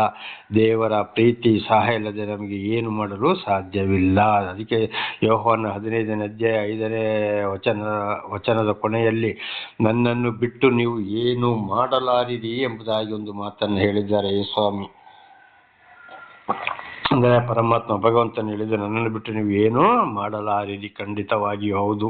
ದೇವರ ನಾಮಕ್ಕೆ ಸ್ತೋತ್ರ. ಆದಿಕಾಂಡ 1ನೇ ಅಧ್ಯಾಯದಲ್ಲಿ ನೋಡುವಾಗ ಸರ್ವವನ್ನು ಸೃಷ್ಟಿ ಮಾಡಿದರು, ಆಮೇಲೆ ಮನುಷ್ಯರನ್ನು ಉಂಟು ಮಾಡಿದರು. ಅಲ್ಲೇ ನಾವು ತಿಳಿದುಕೊಳ್ಳಬೇಕು. ಆಮೇಲೆ 2, 3ನೇ ಅಧ್ಯಾಯದಲ್ಲಿ ಅಲ್ಲೆಲ್ಲ ನೋಡುವಾಗ ದೇವರ ಮಾತನ್ನು ಕೇಳದೆ ಹೋದುದರಿಂದ ಆ ಪ್ರತಿ ಆದಿ ಮಾನವ ಮಣ್ಣಿನಿಂದ ಆದಾಮನು ಮತ್ತು ಅವನ ಹೆಂಡತಿ ಏನು ಮಾಡಿದ್ರು, ಈ ಹೆಂಡತಿಯನ್ನು ದೇವರು ಅಲ್ಲಿಂದ ಏದೇನ್ ತೋಟದಿಂದ ಅವರನ್ನು ಹೊರ ಹಾಕಿದರು, ದೇವರ ಮಾತನ್ನು ಕೇಳದ ಕಾರಣ ಅಂತ ಇದರ ಅರ್ಥ. ಹಾಗೆ ಇವತ್ತು ನಾವು ಕೂಡ ಕೇಳದ ಹೋದ್ರೆ ಖಂಡಿತವಾಗಿ ದೇವರು ನಮ್ಮನ್ನು ತಳ್ಳಿ ಬಿಡ್ತಾನೆ ಅಂತ ಇದರ ಅರ್ಥವಾಗಿದೆ. ದೇವರ ನಾಮಕ್ಕೆ ಸ್ತೋತ್ರವಾಗಲಿ. ಹಲ್ಲೆಲೂಯಾ. ಹಾಗೆ ಈಗ ಮುಂದಿನ ವಚನಕ್ಕೂ ಹೋಗೋಣ. 1 ಪೇತ್ರ 1ನೇ ಅಧ್ಯಾಯ 21. 1 ಪೇತ್ರ 1ನೇ ಅಧ್ಯಾಯ 21ನೇ ವಚನ. ಆತನನ್ನು ಸತ್ತವರೊಳಗಿಂದ ಎಬ್ಬಿಸಿ ಆತನಿಗೆ ಪ್ರಭಾವವನ್ನು ಕೊಟ್ಟ ದೇವರಲ್ಲಿ ನೀವು ಆತನ ಮೂಲಕ ನಂಬಿಕೆಯಿಟ್ಟವರಾದಿರಷ್ಟೇ. ಹೀಗಿರಲಾಗಿ ನಿಮ್ಮ ನಂಬಿಕೆಯು ನಿರೀಕ್ಷೆಯು ದೇವರಲ್ಲೇ ನೆಲೆಗೊಂಡಿದೆ. ಸತ್ತವರೊಳಗಿಂದ ಎಬ್ಬಿಸಿದ್ದು ದೇವರು ಅಂದರೆ ನಾನೇ ದೇವರು ಅಂತ ತೋರಿಸಿಕೊಟ್ರು ಯಾರು? ಯೇಸ್ವಾಮಿ. ತಂದೆಯಾದ ದೇವರು ಮಗನನ್ನು ಕೂಡ ಅಲ್ಲಿ ಎಬ್ಬಿಸಿದ್ರು. ಎಲ್ಲ ಒಬ್ಬರೇ, ತಂದೆ, ಮಗ, ಪರಿಶುದ್ಧಾತ್ಮ. ಅಂದರೆ ಮೂರು ಶಕ್ತಿಗಳು, ಮೂರು ಥರ ಅವರು ವಿಂಗಡವಾಗಿದ್ದಾರೆ. ಆದ್ರಿಂದ ಅವರು ಏನಾಗಿದ್ದಾರೆ, ಇವತ್ತು ನಮಗೆ ದರ್ಶನವನ್ನು ಕೊಟ್ಟು ಅನೇಕ ಪಾಪಗಳಿಂದ ಎಲ್ಲವನ್ನ ಬಿಡುಗಡೆ ಮಾಡಿಕೊಂಡು ಬಂದಿದ್ದಾರೆ. ನಮ್ಮ ಹಿರಿಯರ ಮೂಲಕವೂ ಕೂಡ ಪಾಪಗಳನ್ನ ಬಿಡುಗಡೆ ಮಾಡಿಕೊಂಡು ಬಂದಿದ್ದಾರೆ. ಆದ್ರಿಂದ ಇವತ್ತು ನಾವು ಅವರ ಮೇಲೆ ನಂಬಿಕೆ ಇಟ್ಟಿದ್ದೇವೆ. ದೇವರು ನಮ್ಮ ಜೀವಿತದಲ್ಲಿ ಕಾರ್ಯಗಳನ್ನು ಮಾಡದೆ ಹೋಗಿದ್ದರೆ ಖಂಡಿತವಾಗಿ ಇವತ್ತು ನಮಗೆ ನಂಬಿಕೆ ಇಡಲು ಸಾಧ್ಯವಾಗಿತ್ತ ಇಲ್ಲ. ಉದಾಹರಣೆಗೆ ನನ್ನ ಸಾಕ್ಷಿಯನ್ನು ಕೂಡ ಹಿಂದೆ ನಾನು ಹೇಳಿದ್ದೇನೆ, ನೀವು ಕೇಳಿರ್ಬೋದು ಅಥವಾ ಕೇಳದೆ ಇದ್ದಿರಬಹುದು. ಆದರೂ ನಾನು ಸತ್ತು ಮಣ್ಣಿಗೆ ಮಣ್ಣಾಗಿ ಧೂಳಿಗೆ ಧೂಳಾಗಿ ಹೋಗಿ 31ನೇ ವರ್ಷ ಆಗಬೇಕಿತ್ತು. ದೇವರು ಇವತ್ತು ನನ್ನ ಹಿರಿಯರ ಮೂಲಕವೂ ನನ್ನ ಮೂಲಕವೂ ಬಂದು ಹೋದಂಥ ಎಲ್ಲ ಅಪರಾಧಗಳಿಂದ ಬಿಡುಗಡೆ ಮಾಡಿ ಇವತ್ತು ದೊಡ್ಡ ದೇವರ ಸಾಕ್ಷಿಯನ್ನಾಗಿ ಸತ್ಯ ಸುವಾರ್ತಿಗಳನ್ನಾಗಿ ಮಾರ್ಪಡಿಸಿದ್ದಾರೆ. ಇದು ನನ್ನ ಚಿತ್ತವಲ್ಲ, ನನ್ನ ಸಾಮರ್ಥ್ಯವಲ್ಲ, ದೇವರ ಚಿತ್ತ, ದೇವರ ಸಾಮರ್ಥ್ಯ. ಹಾಗೆ ನಂಬುವುದಕ್ಕೆ ಕಾರಣವಾಯಿತು. ಹಾಗೆ ನಿಮ್ಮ ಜೀವಿತದಲ್ಲಿ ಯೇಸು ಕ್ರಿಸ್ತ ಯಾರು, ಯೆಹೋವ ಯಾರು, ಸರ್ವೇಶ್ವರ ಯಾರು, ಪರಮೇಶ್ವರ ಯಾರು, ಜಗದೀಶ ಯಾರು, ಶ್ರೀಕೃಷ್ಣ ಪರಮಾತ್ಮ ಯಾರು, ಶ್ರೀಮನ್ ನಾರಾಯಣ ಯಾರು, ಭಗವಂತ ಯಾರು, ಅಲ್ಲಾಹ್ ಅಕ್ಬರ್ ಯಾರು ಅಂತ ತಿಳಿದುಕೊಳ್ಳಲು ನಿಮಗೊಂದು ಅವಕಾಶ. ಆದ್ದರಿಂದ ಆ ದೇವರನ್ನೇ ನಂಬಬೇಕು ಹೊರತು ಬೇರೆ ಯಾರನ್ನಲ್ಲ. ಸುಳ್ಳು ಹೇಳೋರನ್ನು ಕೂಡ ನಂಬುವುದು ಅಲ್ಲ. ಹೀಗಿಲ್ಲಾಗಿ ನಿಮ್ಮ ನಂಬಿಕೆಯು ನಿರೀಕ್ಷೆ ದೇವರಲ್ಲಿ ನೆಲೆಗೊಂಡಿದೆ. ಆಗ ನಮ್ಮ ನಿಜವಾದ ನಂಬಿಕೆ ಇವತ್ತು ನನ್ನ ಮೂಲಕ ದೇವರು ನಿಮಗೆ ಬಹಳ ಸತ್ಯವನ್ನು ತಿಳಿಸಿಕೊಡ್ತಾ ಇದ್ದಾರೆ. ಹಾಗೆ ನಿಮಗೆ ನನ್ನ ಮೇಲೆ ನಂಬಿಕೆ ಇರಬಾರ್ದು. ನಿಮ್ಮ ನಂಬಿಕೆ ಯಾರ ಮೇಲೆ? ದೇವರ ಮೇಲೆ ನಂಬಿಕೆ ಇರಬೇಕು. ದೇವರು ನನ್ನನ್ನು ಈಗ ಹಿಂದೆ ಹೇಳಿದ ಹಾಗೆ ಪಾಪದಿಂದ ಬಿಡುಗಡೆ ಮಾಡಿ ಸಾಕ್ಷಿಯನ್ನಾಗಿ ಮಾಡಿದ್ದು ನಿಮಗೆ ತಿಳಿಯಪಡಿಸಕ್ಕೆ. ದೇವರ ಆಶೀರ್ವಾದ ಇಲ್ಲದೆ ಹೋದರೆ ನಾನು ಪ್ರತಿ ದಿವಸ ನಿಮಗೆ ದೇವರ ಸತ್ಯ ಸುವಾರ್ತೆಯನ್ನು ತಿಳಿಸ್ಲಿಕ್ಕೆ ಸಾಧ್ಯವಾಗ್ತಿತ್ತ? ಇಲ್ಲ. ನನ್ನ ಮೂಲಕ ದೇವರು ಕಾರ್ಯ ಮಾಡ್ತಾ ಇರೋದು. ನಾನು ಯಾರಲ್ಲ. ನನ್ನನ್ನು ನೀವು ನಂಬಕ್ಕೆ ಹೋಗಬಾರ್ದು. ಬದಲಾಗಿ ನನಗಾಗಿ ಆ ದೇವರಲ್ಲಿ ಪ್ರಾರ್ಥಿಸಬೇಕು. ಇನ್ನು ಹೆಚ್ಚೆಚ್ಚು ಅವರ ಮೂಲಕ ನಮಗೆ ತಿಳಿಯಪಡಿಸಿರಿ. ಅವರಿಗೆ ಆರೋಗ್ಯ, ಶಾಂತಿ, ಸಮಾಧಾನ, ವಿಶೇಷವಾದ ಜ್ಞಾನವನ್ನು ಕೊಟ್ಟು ನಡೆಸಿರಿ ಎಂಬುದಾಗಿ ನನಗಾಗಿ ನೀವು ಪ್ರಾರ್ಥಿಸಬೇಕು ಹೊರತು ನನ್ನ ಮೇಲೆ ಭರವಸೆ ಇಡಬಾರ್ದು. ಹಾಗೆ ಇವತ್ತು ಅನೇಕರು ದೇವಮಾನವರು ತಿಳ್ಕೊಂಡು ಮನುಷ್ಯರು ನಾನಾ ಥರದ ವೇಷ ಹಾಕೊಂಡು ದುಡ್ಡು ಮಾಡೋಕ್ಕೆ ಹೋಗಿ ಇವತ್ತು ಏನೇನೋ ಇಡೀ ಕಾಣ್ತಾ ಇದ್ದೀರಿ. ಖಂಡಿತವಾಗಿ ಇದೆಲ್ಲ ಆಗಲಿ ಅವರಿಗೆ ನರಕವೆಂಬ ತೀರ್ಪಾಗಿದೆ. ಅವನು ಎಂಥ ಮನುಷ್ಯನೇ ಆಗಲಿ, ಏನೇ ಆಗಲಿ, ಅವರ ಕಾಲಿಗೆ ಬೀಳೋದು, ಕಾಲು ಹಿಡಿಯೋದು ಮಾಡಲೇಬಾರದು. ಅವರನ್ನು ನಂಬಕ್ಕೆ ಹೋಗಬಾರದು.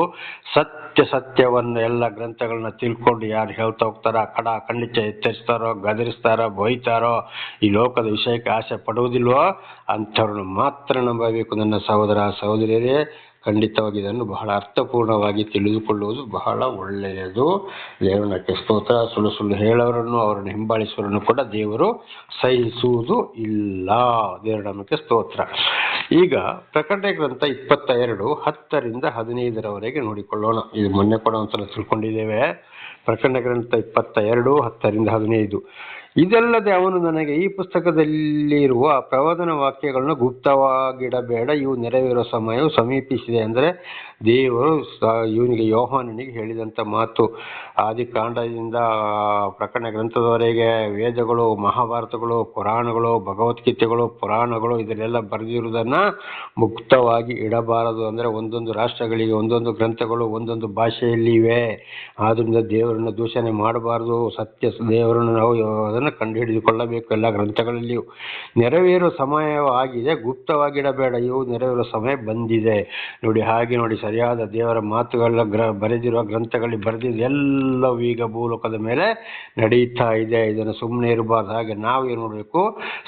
ಸತ್ಯವನ್ನೇ ಸಾರುವುದು ಹೊರತು ಸುಳ್ಳು ಹೇಳಿ ಜನಗಳನ್ನ ವಂಚನೆ ಮಾಡಿದರೆ ಬಹಳ ಶಿಕ್ಷೆಗೆ ಒಳಗಾಗಬೇಕಾಗ್ತದೆ. 11 ಅನ್ಯಾಯ ಮಾಡೋರು ಇನ್ನು ಅನ್ಯಾಯ ಮಾಡಲಿ. ಯಾರು ಮಾತುಗಳನ್ನ ಕೇಳಿ ಅವನ ಅನ್ಯಾಯ, ಕೆಟ್ಟ ಸಂಪಾದನೆ, ಅನ್ಯಾಯ, ಅನಾಚಾರಗಳನ್ನ ಬಿಡುವುದಿಲ್ಲ, ಅವನು ಇನ್ನೂ ಹಾಗೆ ಮಾಡ್ತಾ ಹೋಗಿ ಅಂದರೆ ನರಕಕ್ಕೆ ಗುರಿಯಾಗಿದ್ದಾನೆ ಅಂತ ಇದರ ಅರ್ಥ. ಮೈಲಿಗೆಯಾದವನು ತನ್ನನ್ನು ಇನ್ನೂ ಮೈಲಿಗೆ ಮಾಡಿಕೊಳ್ಳಲಿ. ಶರೀರದ ಆಸೆಯಲ್ಲಿ ಯಾರು ತನ್ನ ಶರೀರವನ್ನು ಮೈಲಿಗೆ, ಅಂದರೆ ವ್ಯಭಿಚಾರಕ್ಕೆ ಸಂಬಂಧಪಟ್ಟದ್ದು, ಅನೈತಿಕ ಸ್ತ್ರೀ ಸಂಪರ್ಕಕ್ಕೆ ಸಂಬಂಧಪಟ್ಟದ್ದು ಅಥವಾ ಬಾಕಿ ಕೊಡುವುದು, ತಿನ್ನುವುದು, ಪ್ರತಿಯೊಂದು ವಿಚಾರ ವಾಕ್ಯವನ್ನು ಕೇಳಿ ಮತ್ತು ಕೆಡಿಸಿಕೊಳ್ತಾರವರು ತನ್ನ ಶರೀರವನ್ನು ಕೆಡಿಸಿಕೊಳ್ಳಲಿ. ಅವರು ಕೂಡ ನರಕಕ್ಕೆ ತೀರ್ಪಾಗಿದ್ದಾರೆ. ನೀತಿವಂತನು ಇನ್ನು ನೀತಿಯನ್ನು ಅನುಸರಿಸಲಿ, ಪವಿತ್ರನು ತನ್ನನ್ನು ಇನ್ನು ಪವಿತ್ರಗೊಳಿಸಲಿ.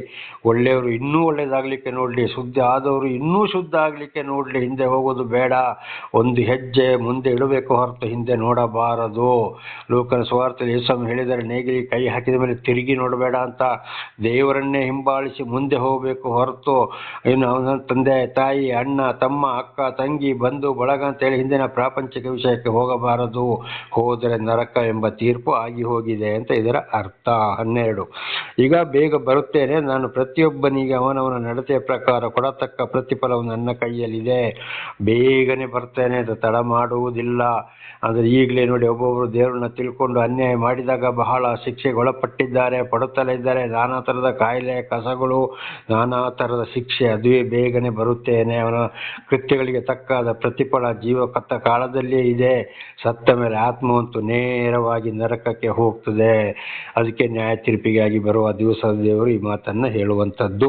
13, ನಾನೇ ಆದಿಯು ಅಂತ್ಯವು, ಮೊದಲನೆಯವನು ಕಡೆಯವನು, ಪ್ರಾರಂಭವು ಸಮಾಪ್ತಿಯು ಆಗಿದ್ದೇನೆ. ಸರ್ವ ಸೃಷ್ಟಿ ಮಾಡಿದ್ದು ನಾನೇ, ನಡೆಸಿದ್ದು ನಾನೇ, ಲಾಸ್ಟ್ಗೆ ನಾಶ ಮಾಡೋನು ನಾನೇ. ಆದ್ದರಿಂದ ಭೂಲೋಕದ ದೇವರುಗಳು ಯಾವುದು ದೇವರುಗಳು ಅಲ್ಲ. ಅದಕ್ಕೆ ನೋಡಿ, ಯಾವುದೇ ದೇವಸ್ಥಾನ ಮಸೀದಿ ಮಂದಿರ ಇದೆಲ್ಲ ದೇವರ ವಾಕ್ಯಕ್ಕೆ ವಿರುದ್ಧವಾಗಿ ನಡೆದಾಗ ಸರ್ವ ಸುನಾಮಿಯಲ್ಲಿ ಚಂಡಮಾರುತ, ಬಿರುಗಾಳಿ, ಬೆಟ್ಟ ಜರಿಯೋದು, ಬೆಂಕಿ ಬೀಳೋದು, ಸರ್ವ ನಾಶ ಆಗುವುದು ಇದುವೇ ಆಗಿದೆ. ದೇವರಿಗೆ ಯಾವ ದೇವಾಲಯವು ಬೇಕಾಗಿಲ್ಲ. ಸರ್ವ ಸೃಷ್ಟಿಕರ್ತರಾದ ದೇವರ ಮಾತು ಕೇಳಿಕೊಂಡು ವಿಧೇಯರಾಗಿ ನಾವು ಜೀವಿಸಬೇಕು ಹೊರತು ಬೇರೆ ಯಾವುದನ್ನೆಲ್ಲ. ಅದನ್ನು ಸತ್ಯವಾಗಿ ಯಾರು ತಿಳಿಸ್ತಾರೋ ಅದರ ಮೂಲಕ ದೇವರನ್ನ ಕಂಡುಕೊಳ್ಳಬೇಕು. ಇದರಲ್ಲಿ ಸುಳ್ಳು ಸುಳ್ಳು ಹೇಳೋರನ್ನ ಬಿಟ್ಟು ಜೀವಿಸಿದರೆ ಮಾತ್ರ ಆಶೀರ್ವಾದ. 14ನೇ ವಚನ, ತಮ್ಮ ನಿಲುವಂಗಿಗಳನ್ನು ತುಳಿದುಕೊಂಡವರು ಧನ್ಯರು. ಈಗ ನೋಡಿ, ಒಬ್ಬರು ಒಂದು ಬಿಳಿ ನಿಲುವಂಗಿ ಅಂದರೆ ಒಂದು ಬಿಳಿ ಬಟ್ಟೆ ಅಥವಾ ಯಾವುದೋ ಬಟ್ಟೆಯನ್ನು ಧರಿಸ್ತಾರೆ. ಅದರಲ್ಲಿ ಕಸವಾದ ಕೊಳೆಯಾದಾಗ ಅದನ್ನು ಚೆನ್ನಾಗಿ ನಾವು ತೊಳ್ಕೊಂಡು ಒಣಗಿಸಿ ಹಾಕಿದಾಗ ನಮ್ಮ ಮೈಗೆ ಒಂದು ಸಂತೋಷವಾಗ್ತದೆ. ಹಾಗೆ ಇವತ್ತು ನಮ್ಮ ದೇವರ ದರ್ಶನವಾದ ಮೇಲೆ ಹಿಂದಿನ ಕೆಟ್ಟ ಕಾರ್ಯಗಳು, ಪಾಪಮಯ ಜೀವಿತವನ್ನು ಬಿಟ್ಟು ದೇವರ ಬಳಿಗೆ ತಿರುಗಿದಾಗ, ದೇವರ ಮಾತುಗಳಿಗೆ ನಾವು ವಿಧೇಯರಾಗಿ ಜೀವಿಸಿದಾಗ ನಮಗೆ ಶಾಂತಿ ಸಮಾಧಾನ. ಅನೇಕರು ಇವತ್ತು ದೇವಮಾನವರು, ಪಾರ್ಶ್ವಗಳು, ಫಾದರ್ಗಳು, ರೆವರೆಂಡ್ಗಳು, ಬಿಷಪ್ಗಳು ಅಂತ ಹೇಳಿಕೊಂಡು, ದೇವಮಾನವರು ಅಂತ ಹೇಳಿಕೊಂಡು ಅವರ ಮಾತನ್ನು ಕೇಳಿ ಅವರಿಗೆ ಎಷ್ಟೋ ಹಣವನ್ನು ಸುರಿದು ಬೇಸತ್ತು ಹೋಗಿದ್ದಾರೆ. ಅದನ್ನೇ ಇಲ್ಲಿ ತಿಳಿಸಿದ್ದು. ನಿಲುವಂಗಿಗಳನ್ನು ಕೇಳಿದವರು ಧನ್ಯರು. ಅಂದರೆ ಸತ್ಯ ಸುವಾರ್ತೆಯನ್ನು ಕೇಳಿ ಅವರ ಜೀವಿತವನ್ನು ಬದಲು ಮಾಡಿಕೊಂಡವರು ಧನ್ಯರು ಅಂತ. ಅವರಿಗೆ ಜೀವ ವೃಕ್ಷದ ಹಕ್ಕು ಇರುವುದು. ನೋಡಿ, ಇನ್ನು ಕಡೆಗೆ ದೇವರ ದರ್ಶನವಾದ ಮೇಲೆ ಅದೇ ರೀತಿ ನಡೆದರೆ, ಪರಿಶುದ್ಧರಾಗಿ ಭೂಲೋಕದ ಜೀವನವನ್ನು ಅಂತ್ಯಗೊಳಿಸಿದರೆ, ದೇವರು ನ್ಯಾಯ ತೀರ್ಪಿಗೆ ಬಂದಾಗ ಪರಲೋಕಕ್ಕೆ ಕರ್ಕೊಂಡು ಹೋಗ್ತಾರೆ. ಜೀವ ವೃಕ್ಷ ಅಲ್ಲಿ ಸಾವು ಯಾವಾಗಲೂ ಇಲ್ಲ. ಅದುವೇ ಕೈಲಾಸ, ವೈಕುಂಠ, ಪರಲೋಕ ಎಲ್ಲವೂ ಒಂದೇ ಆಗಿದೆ. ನಮಗೆ ಸ್ತೋತ್ರ. ಅವರು ಬಾಗಿಲುಗಳಿಂದ ಪಟ್ಟಣದೊಳಗೆ ಸೇರುವರು. ನೇರವಾಗಿ ಬಾಗಿಲು, ನಾವೀಗ ನಮ್ಮ ಮನೆಗೆ ಬಾಗಿಲಿನ ಮೂಲಕ ಹೇಗೆ ನುಗ್ತೇವೆ ಹಾಗೆ ಅವರನ್ನು ಕರ್ಕೊಂಡು ದೇವರು ಪರಲೋಕಕ್ಕೆ ಹೋಗ್ತಾರೆ ಅಂತ ಇದರ ಅರ್ಥ. ಮಾತಿಗೆ ಅವಿಧೇಯರಾದವರು ಪಾತಾಳದಲ್ಲಿ, ನರಕದಲ್ಲಿ ಬೇಯ್ತಾ ಇರಬೇಕಾಗ್ತದೆ. ಇದನ್ನು ಹಿಂದೆ ಕೂಡ ನಾವು ಇದನ್ನು ತಿಳಿದುಕೊಂಡಿದ್ದೇವೆ. 15, ನಾಯಿಗಳಂತಿರುವವರು, ಮಾಟಗಾರರು, ಜಾರರು, ಕೊಲೆಗಾರರು, ವಿಗ್ರಹಾರಾಧಕರು, ಸುಳ್ಳಾದದನ್ನು ಪ್ರೀತಿಸಿ ನಡೆಸುವವರೆಲ್ಲರೂ ಹೊರಗಿರುವರು ಎಂದು ಹೇಳಿದನು. ನೋಡಿ, ದೇವರ ಮಾತುಗಳನ್ನು ಕೇಳಿ ಸತ್ಯವನ್ನು ತಿಳಿಯದ ಹಾಗೆ ದೇವರ ಮಾತುಗಳನ್ನು ಕೇಳಿ ದೇವರನ್ನು ಅರಿತುಕೊಂಡು ಪುನಃ ಪ್ರಾಪಂಚಿಕದ ಕಡೆಗೆ ಈ ಎಲ್ಲ ವಿಷಯದಲ್ಲಿಯೂ ದೇವರಿಗೆ ವಿರುದ್ಧವಾಗಿ ನಡೆದರೆ ಅದೊಂದು ವಿಗ್ರಹಾರಾಧನೆ, ಸೈತಾನನ ಕಾರ್ಯ. ಇಂಥವರನ್ನು ಎಲ್ಲರನ್ನು ದೇವರು ಏನು ಮಾಡಿದ್ದಾರೆ? ನಾಯಿಗಳಿಗೆ ಹೋಲಿಸಿದ್ದಾರೆ. 2 ಪೇತ್ರ 2ನೇ ಅಧ್ಯಾಯದಲ್ಲಿ ಕೂಡ ಒಂದು ಹಂದಿಗೂ ಕೂಡ ಅಲ್ಲಿ ಹೋಲಿಸಿದ್ದಾರೆ. ಒಂದು ಹಂದಿ ಅದು ಎಲ್ಲಿ ವಾಸ ಮಾಡಬೇಕು? ಗಲೀಜಲ್ಲಿ ವಾಸ ಮಾಡಬೇಕು. ಅದನ್ನು ಹಿಡಿದು ಮೈ ತೊಳೆದು ಅದನ್ನು ಶುದ್ಧ ಮಾಡಿ ಬಿಟ್ಟರೆ ಅದು ಎಲ್ಲಿ ಹೋಗ್ತದೆ? ವಾಪಸ್ ಬಿಟ್ಟು ಅದು ಆ ಗೊಚ್ಚೆಗೆ ಹೋಗ್ತದೆ. ಕಾರಣ ಅದರ ಹುಟ್ಟು ಗುಣ ಅಲ್ಲೇ ಇರ್ತದೆ. ಅದಕ್ಕೆ ಬದಲಾಗಲಿಕ್ಕೆ ಮನಸ್ಸಿಲ್ಲ, ಅದರ ಬುದ್ಧಿ ಅದು ಬಿಡುವುದಿಲ್ಲ. ಆಗ ಹಂದಿ ಮೈ ತೊಳೆದ ಹಂದಿ ವಾಪಸ್ ಏನಾಯಿತು? ಕೆಸರಿಗೆ ಹೋಯಿತು. ಹಾಗೆ ಇವತ್ತು ಅನೇಕರನ್ನ ದೇವರು ಏನು ಮಾಡ್ತಾ ಇದ್ದಾರೆ? ದೇವರು ಆರಿಸಿಕೊಂಡವರ ಮುಖಾಂತರ, ಅವರ ಹಿರಿಯರ ಮೂಲಕ, ಅವರ ಮೂಲಕ ಬಂದು ಹೋದ ಅಪರಾಧಗಳಿಂದ ಬಿಡುಗಡೆ ಮಾಡಿ ಅಲ್ಲಿ ನಡೆಸ್ತಾ ಇರ್ತಾರೆ, ತಿಳಿಸ್ತಾರೆ. ಆಮೇಲೆ ಅವರು ಏನೇ ಆದರೂ ಅವರ ಹಿಂದಿನ ಜೀವಿತವನ್ನು ಬಿಡೋದಿಲ್ಲ. ಎದುರಿಗೆ ಮಾಡಿದರೂ ಹಿಂದುಗಡೆ ಅವರ ಜೀವಿತವು ನಡೆಯುತ್ತದೆ. ಯೆಹೆಜ್ಕೇಲನ ಗ್ರಂಥದಲ್ಲಿ ಕೂಡ ಇದನ್ನು ನಾವು ಸ್ಪಷ್ಟವಾಗಿ ಓದ್ಬೋದು. ಇಸ್ರೇಲರು ಏನು ಮಾಡಿದ್ರು? ಗೋಡೆಯನ್ನು ಕೊರೆದು ಅದರೊಳಗೆ ಬೊಂಬೆಯನ್ನು ಇಟ್ಟುಕೊಂಡು ಅದನ್ನು ಪೂಜೆ ಮಾಡ್ತಾ ಇದ್ರು. ಎದುರಿಗೆ ಮಾತ್ರ ಇವರು ಕ್ರೈಸ್ತರಾಗಿದ್ದು ಇಸ್ರೇಲರಾಗಿದ್ರು. ಹಾಗೆ ಅನೇಕರು ಇವತ್ತು ಏನು ಮಾಡ್ತಾ ಇದ್ದಾರೆ, ಇವತ್ತು ನಾವು ದೇವರ ಮಕ್ಕಳು ಅಂತೇಳಿ ವಿಗ್ರಹದನೆ, ಮಾಟ, ಮಾಯ, ಮದ್ಯಪಾನ, ಧೂಮಪಾನವನ್ನು ಕೂಡ ಮಾಡ್ತಾರೆ. ಸುಳ್ಳು ಹೇಳಿಸಿಕೊಂಡು ಸುಳ್ಳು ಬೋಧಕರುಗಳು ಅವರಿಗೆ ಹಣಕ್ಕಾಗಿ ಸುಳ್ಳು ಹೇಳಿ ಜನಗಳನ್ನ ಏನ್ ಮಾಡ್ತಾ ಇದ್ರಲ್ಲಿ ವಂಚಿಸ್ತಾ ಇದ್ದಾರೆ. ನೀವು ಎಲ್ಲವನ್ನ ಏನ್ ಬೇಕಾದ್ರೂ ನಿಮ್ಮ ಜೀವಿತವನ್ನು ಮಾಡ್ಕೊಳ್ಳಿ, ಯೇಸುವಿನ ಮೇಲೆ ಭರವಸೆ ಇಡಿ ಅಂತೇಳಿ ಅನೇಕ ಸೇವಕರುಗಳು ಈ ರೀತಿ ವಂಚನೆ ಮಾಡಿ ಜನಗಳನ್ನ ಹಾಳು ಮಾಡ್ತಾ ಇದ್ದಾರೆ. ಹಿಂದೆ ಗುಲ್ಬರ್ಗ ಜಿಲ್ಲೆಯ ಒಂದು ತಾಲೂಕಿನಲ್ಲಿ ಘಟನೆ ನಡೆದಿದ್ದನ್ನು ಕೂಡ ಸಾಕ್ಷಿ ಕೊಟ್ಟಿದ್ದೇನೆ. ಒಬ್ಬ ಸೇವಕರುಗಳು ಹುಬ್ಬಳ್ಳಿಯಲ್ಲಿ ಬೈಬಲ್ ಕಾಲೇಜು ಟೀಚಿಂಗ್ ಮಾಡ್ತಾ ಇದ್ರು. ಈಗ ಏನಾಗಿದ್ದಾರೆ ಏನು ಅಂತ ಗೊತ್ತಿಲ್ಲ. ಆವಾಗ ಅವರು ಕೂಡ ಅವರ ಸಂಬಂಧದಲ್ಲಿ ಒಂದು ಮನೆಗೆ ಹೇಳಿದ್ದು, ಈ ಲೋಕದಲ್ಲಿ ನಾವು ಏನೇನು ಮಾಡ್ಬೇಕದನ್ನೆಲ್ಲ ಮಾಡಿ ಮಾತ್ರ ದೇವರ ಮೇಲೆ ಭರವಸೆ ಇಡಿ ಅಂತ ಮಾಯಾ ಮಂತ್ರದ ವಿಷಯ. ಇಂಥ ಸೇವಕರುಗಳು ಕೂಡ ಇವತ್ತು ಇದ್ದಾರೆ. ಇಂಥ ಮಾಯಾ ಮಂತ್ರ, ದೋಷಿತ ಜ್ಯೋತಿಷ, ತಾಯ್ತಿ, ತಗಡು, ಆ ಹೋಮ, ಈ ಹೋಮ, ಆ ಕಾಯಿ, ಈ ಕಾಯಿ ಅಂತ ಹೇಳ್ಕೊಂಡು ಅನೇಕ ದೇವಮಾನವರು ಒಂದೊಂದು ಪೂಜೆಗೆ ಇಷ್ಟಿಷ್ಟು ₹1000 ಅಂತೇಳಿ ಬೋರ್ಡ್ ಹಾಕೊಂಡು ಜನಗಳನ್ನ ವಂಚಿಸಿ ಐಷಾರಾಮ ಜೀವನ ನಡೆಸುವವರು ಇದ್ದಾರೆ. ದೇವರಿಗೆ ದುಡ್ಡು ಬೇಕಾ, ಬಾಳೆಹಣ್ಣು ಬೇಕಾ, ತೆಂಗಿನಕಾಯಿ ಬೇಕಾ, ಕರ್ಪೂರ ಬೇಕಾ, ಸಾಂಬ್ರಾಣಿ ಬೇಕಾ, ಏನು ಬೇಕು? ಸರ್ವ ಸೃಷ್ಟಿಗತ ಭಗವಂತನ ಮಾತನ್ನು ನಾವು ಕೇಳಿಕೊಂಡು ವಿಧೇಯರಾಗಿ ನಡೆದಾಗ ಮಾತ್ರ ಭೂಲೋಕದ ಜೀವನ ನಮಗೆ ಶಾಂತಿ, ಸಮಾಧಾನ, ಮಕ್ಕಳಿಗೂ ಆಶೀರ್ವಾದ, ಮುಂದೆ ದೇವರ ಪಾದಪೀಠಕ್ಕೆ ನಾವು ಹೋಗಿ ಸೇರುವಂಥ ಒಂದು ಅವಕಾಶ ಕೂಡ ಅಲ್ಲಿ ಇರಬಹುದು. ಕಡೆಗೆ ಅಲ್ಲಿ ಇನ್ನೊಂದು 2 ಪೇತ್ರ 2ನೇ ಅಧ್ಯಾಯದಲ್ಲಿ ಮತ್ತೊಂದು ವಿಷಯವನ್ನು ಹೇಳಿದ್ದಾರೆ. ಜ್ಞಾನೋಕ್ತಿ ಗ್ರಂಥದಲ್ಲಿ ಜ್ಞಾನಿ ಸೊಲೊಮನ್ ಹೇಳಿದ್ದಾರೆ, ಕಕ್ಕಿದ ನಾಯಿ ನೆಕ್ಕಲು ಹೋಯಿತು ಅಂತೇಳಿ. ನಾಯಿ ನೋಡಿ ಹೊಟ್ಟೆ ತುಂಬ ತಿಂತದೆ, ವಾಕ್ಕಂತ ವಾಂತಿ ಮಾಡ್ತದೆ, ಅದನ್ನು ಸುತ್ತು ಬಂತು ಮೂಸ್ತದೆ, ಪುನಃ ಅದನ್ನೇ ನಕ್ಕುತ್ತದೆ. ಹಾಗೆ ಒಂದ್ಸಲ ನಾವು ನಮ್ಮ ಜೀವಿತವನ್ನು ಹೇಸಿಕೊಳ್ತಾರೆ ಕೆಲವರು, ಆಮೇಲೆ ಪುನಃ ಹಿಂದಿನ ಜೀವಿತಕ್ಕೆ ನಾಯಿಗಳಾಗಿ ಹೋಗ್ತಾರೆ. ಅದಕ್ಕೆ ಇಲ್ಲಿ ಏನು ಮಾಡಿದ್ದಾರೆ, 15ನೇ ವಚನಗಳಲ್ಲಿ, ನಾಯಿಗಳಂತಿರುವರು, ಮಾಟಗಾರರು, ಜಾರರು, ಕೊಲೆಗಾರರು, ವಿಗ್ರಹಾರಾಧಕರು, ಸುಳ್ಳಾದುದನ್ನು ಪ್ರೀತಿಸಿ ನಡೆಸುವವರೆಲ್ಲರೂ ಹೊರಗಿರುವರು. ಅಂದರೆ ಇವರಿಗೆಲ್ಲರಿಗೂ ಅವನು ಎಂಥವನೇ ಆಗಲಿ ಏನೇ ಆಗಲಿ ಸುಳ್ಳು ದೇವರ ವಾಕ್ಯವನ್ನು ಹೇಳಿ ಬೋಧನೆ ಮಾಡೋರು, ತಿಳಿಸೋರು, ಆ ಸುಳ್ಳುಗಾರರನ್ನು ಸತ್ಯ ಸುವಾರ್ತೆಯನ್ನು ಕೇಳಿ ಕಡೆಗೆ ಕೇಳದೆ ಈ ಲೋಕದ ಜೀವನಕ್ಕಾಗಿ ಸುಳ್ಳುಗಾರನ್ನು ಹಿಂಬಾಲಿಸ್ತಾರೋ ಇವರೆಲ್ಲರೂ ಹೊರಗಿರುವವರಂದರೆ ನರಕಕ್ಕೆ ಗುರಿಯಾಗಿದ್ದಾರೆ, ದೇವರಿಂದ ಹೊರಗಾಗಿದ್ದಾರೆ ಅಂತ ಇದು ಸ್ಪಷ್ಟವಾದ ಮಾತು. ಆದ್ದರಿಂದ ನನ್ನ ಸಹೋದರ ಸಹೋದರಿಯರೇ, ದಯವಿಟ್ಟು ಸುಳ್ಳನ್ನು ನಂಬಕ್ಕೆ ಹೋಗಬೇಡಿ. ಚೆನ್ನಾಗಿ ಕೇಳಿ ಅರ್ಥ ಮಾಡಿಕೊಂಡು ಸತ್ಯ ಸುವಾರ್ತೆಗಳನ್ನು ಹಿಂಬಾಲಿಸಿ. ಅದು ಮಾತ್ರವಲ್ಲ, ನಿಮಗೆ ಸಂಬಂಧಪಟ್ಟಂಥ ಗ್ರಂಥಗಳನ್ನು ವಿಶೇಷವಾಗಿ ಬೈಬಲನ್ನು ಚೆನ್ನಾಗಿ ಓದಿ ಅರ್ಥ ಮಾಡಿಕೊಳ್ಳಿರಿ. ಪ್ರತಿ ದಿವಸ ವಾಕ್ಯವನ್ನು ಕೇಳಿ ದೇವರು ನಿಮ್ಮನ್ನು ಹೇರಳವಾಗಿ ಆಶೀರ್ವದಿಸಲಿ. ಪ್ರಾರ್ಥನೆ ಮಾಡಿಕೊಳ್ಳೋಣ. ಸರ್ವ ಸೃಷ್ಟಿಕರ್ತನ ತಂದೆಯ ದೇವರೇ, ಮಗನ ದೇವರೇ, ಪರಿಶುದ್ಧಾತ್ಮನೇ, ನಿಮ್ಮ ನಾಮಕ್ಕೆ ಸ್ತೋತ್ರ. ಇವತ್ತಿನ ಸಂದೇಶವನ್ನು ನನ್ನ ಸಹೋದರ ಸಹೋದರಿಯನ್ನು ತಿಳಿಸಲು ಆಶೀರ್ವಾದ ಮಾಡಿದಕ್ಕಾಗಿ ಸ್ತೋತ್ರ. ನಾನು ಕೂಡ ಹೆಚ್ಚು ತಿಳಿದುಕೊಳ್ಳುವಂತೆ ಮಾಡಿದಕ್ಕಾಗಿ ಸ್ತೋತ್ರ. ಸಂದೇಶವನ್ನು ಕೇಳಿದಂಥ ಸಹೋದರ ಸಹೋದರಿಯರು ತಪ್ಪಿ ಹೋಗಿದ್ದರೆ ನಿಮ್ಮ ವಾಕ್ಯಕ್ಕೆ ವಿಧೇಯರಾಗಿ ಜೀವಿಸುವಂತೆ ಅವರಿಗೆ ವಿಶೇಷವಾದ ಜ್ಞಾನ, ಬುದ್ಧಿ, ಶಕ್ತಿಯನ್ನು ಕೊಡಿ. ಅವರನ್ನು ಆಶೀರ್ವದಿಸಿರಿ. ಅವರ ಮಕ್ಕಳಿಗೂ ಅವರು ಅದನ್ನು ತಿಳಿಸಿ ಅವರೆಲ್ಲರೂ ಇತರರಿಗೂ ನಿಮ್ಮ ಸಾಕ್ಷಿಗಳಾಗುವಂತೆ ಮಾರ್ಪಡಿಸಿರಿ. ಹಾಗೆ ಮಾಡುವುದಕ್ಕಾಗಿ ಸ್ತೋತ್ರ. ಯೇಸುವಿನ ನಾಮದಲ್ಲಿ ಪ್ರಾರ್ಥಿಸಿದ್ದೇನೆ, ನಮ್ಮ ತಂದೆಯ ಆಮೇನ್. ಇದನ್ನು ಕೇಳುತ್ತಿರುವ ನನ್ನ ಸಹೋದರ ಸಹೋದರರೇ, ನಿಮಗೂ ನನ್ನ ಹೃದಯಪೂರ್ವಕವಾದಂಥ ನಮಸ್ಕಾರಗಳು. ದೇವರು ನಿಮ್ಮನ್ನು ಎಲ್ಲ ರೀತಿಯಲ್ಲಿ, ನಿಮ್ಮನ್ನು, ನಿಮ್ಮ ಮಕ್ಕಳನ್ನು ಹೇರಳವಾಗಿ ಆಶೀರ್ವದಿಸಲಿ.